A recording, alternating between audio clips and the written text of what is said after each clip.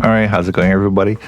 So, I get a question that gets asked a lot when someone is on YouTube and they stumble across my videos of my play on Golf Clash, and they see the Golf Clash screen and some spreadsheet on the side. And the question is this: what the hell am I looking at? So I thought I better address that question. So what you see when I'm playing is a composite screen. On the left is Golf Clash on my tablet. And on the right side is a spreadsheet based, it's Google Sheet based calculator that's called the Ultimate Golf Clash Calculator. You can see that win loss percentages and the square video section blown up of the win dial. So I don't see any of that. I don't see this screen at all. All I see is my tablet that I play with, and on my computer is just the Google Sheets Ultimate Golf Clash Calculator. So let me just go to the calculator to kind of go over it really quick. Okay, so how it's kind of organized and what you need to look at, or what I'm looking at, is there's this whole portion on this side, and all this side is there's no input from you when you use it. This is where you get all your feedback from, and the main one is here. This is the rings to pull. So this column is the number of rings to pull, and these numbers right next to it is the pull angle that you are required to pull depending on the wind direction you input over here. This is a wind direction based model. There is a guide available for it. So, and of course, all my videos of play, so you can see. Of course, this is the clubs and the level. These are new features, which I won't talk about now, but it's in the user guide as well. And I'll also post some videos on it. Here, this is the offset table. It's kind of useful sometimes. It's just basically a set table that's tied to how far your ball is away from the target and the wind strength. And depending on those two factors, it tries to calculate what the offset will be if you play to land your spot where you aim, because you're going to need to offset your ball guide because of the secondary wind effects. So this column is the amount of green squares to offset.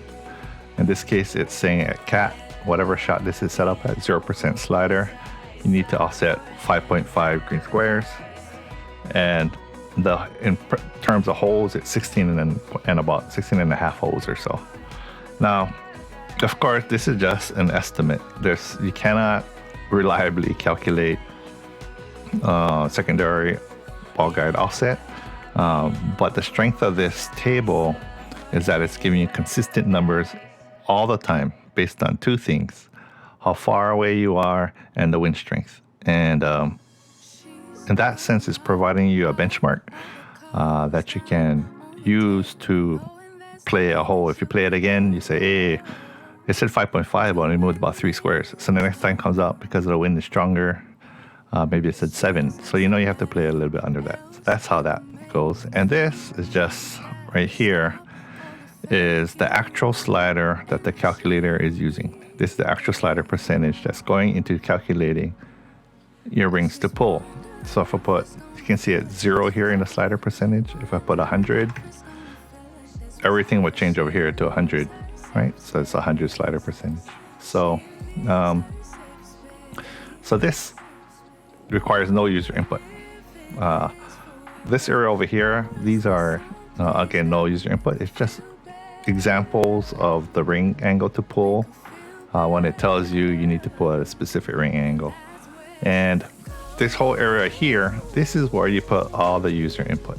So there's a tour, and when you put the tour, I have various tours I can put here. I got tour 9, tour 10. This is something I set up, and anyone who uses a calculator can set up however they want. But the organization is you set it up by tour. So I have tour 6, or what else do I have? Tour 12.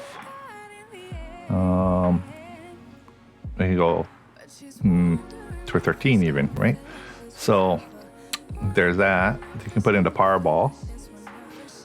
You can put it bag. Now you can put 15 bags in here. So you can say, I want to say bowl bag 2 or bag 1. Say change it 2 Thors, and the bag is inputted on the club data sheet, which is right here. So I can maybe change this name. I could call this expert bag. All right, and that'll be changed on this side. So now the bag will be called expert bag, and I can pull that up. Or maybe I wanted to change my expert bag instead of a Thor. I want to go quarterback. And quarterback 10 maybe. And a guardian, maybe guardian 9. Yeah, and that'll be reflected here, and you can see that now it's quarterback 10, guardian 9. Yeah, so it's immediately updated for you. Now the whole comes from the organization in your whole notes. So I'll go to the whole notes here. It's a whole note sheet that shows you. That's where you input all your shot information. So got a tour, and within the tour you have these holes. So I got tour 10 P1, tour 10 P1. I call this that's a par 4. Tour 10 P1, Porthelloco. I don't know. I call it the 3 tiny turds. Yeah, and that's immediately whatever you input in here is immediately captured. And you can just bring it up here. So if I'm on tour 12, say, and then I'm going to go tour 12. Glen Monarch Estate 3C round pond, right? And so it brings up the round pond tour. And so what I see here, what you won't see, let me get back to that. I'll get back to the whole notes. But that's what comes up. And inside of this information, yes, you got 2 line items, 1 and 2. So I could enter that here in the whole ID. So if I put 1, it calls up 1 up to the top here. Or if I put 2, it'll put 2 up at the top. There's a bunch of filters, and automatically put it up there for you. In here is elevation that you can put in. I'll erase this for now. So I could put 5% for elevation. I could put minus 20%. But you could also put things like 12 or 13 or 13.2 or 5. Yeah. So, and it still will calculate the rings to pull for you. And it's split apart into 2 elevations. And then where you can put 5 here and 20 here, and there'll be a total of 25. And there's reasons for that. Wind direction, because again, this is based on a wind direction model. So if it's a tailwind that's coming, a mixture of tail and cross, you probably just put that down as a 45-degree angle. And now it's starting to give you pull angles. And that's kind of explained in the user guide as well. Wind strength, it's kind of self-explanatory. You put 10 for 10 miles an hour or 12.3 for 12.3 miles per hour. And then you have your slider percentage. So now if I put 50% slider, you can see here that the slider is being calculated at 50%. 75%, it's being calculated for 75%. But now, say you see a plus yardage indicator. You have this whole section called offsets. And what the offsets will do is, if you see I see a 3-yard indicator, it'll automatically tell you where you are.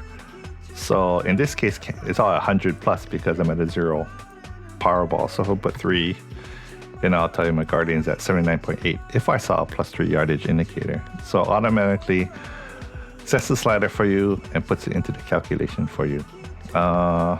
You can also do offsets. So say I'm at 0, I bump into min, and from min I push up 8 rings. Again, it'll calculate for you, right? Because if without pushing up, everything will be at 0.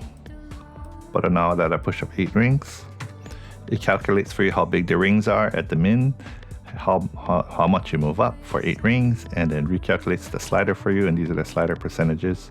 And again, it's put right into the rings to pull. And you can read more about that in the user guide as well. So, and then I want to focus on what I see with the whole notes, and maybe that's the last thing we'll talk about. So let me just make sure you can see the screen. So I'm going to shove this over.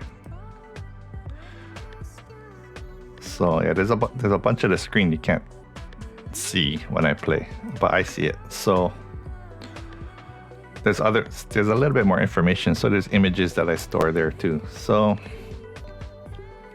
in this one, this is Glen Monarch Estate. If I put 1, there's no image that I put with it, but I put 2, there's an image associated. It's where I want my ball to land. Now if I want to T10, I'm going to switch it toward a T10 P1. Then I'm going to select the whole.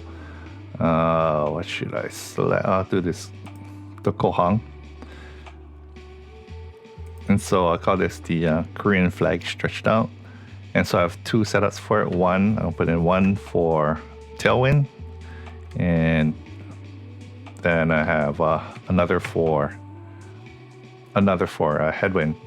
And yeah, so that's what I see. Here's it, like this whole the Maple Bay for one in tailwind. That's my setup for a rough bump, and two for headwind. That's my setup and instructions for it. Like so for the rough bump, also can put some notes. I'm saying 5% OP if I'm into pull into the water area over here, and then under power if I'm pulling up into the fairway over here. But yeah, that's basically it. This is a bunch of information I'm seeing and what I see on my screen.